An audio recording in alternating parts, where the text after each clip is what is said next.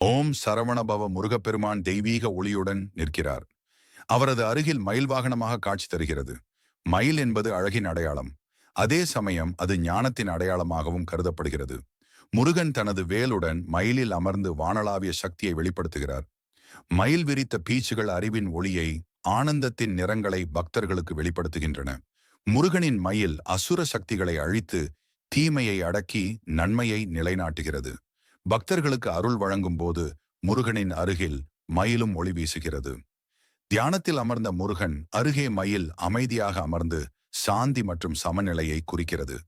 வள்ளி தேவியானையும் தெய்வானையையும் உடன் கொண்டு முருகன் குடும்பத்துடன் காட்சி தரும்போது மயிலும் தெய்வீக காப்பாளனாக நிற்கிறது. மயில் தெய்வீக ஒளி கதிராக மாறி பக்தர்களின் வாழ்வை காக்கிறது.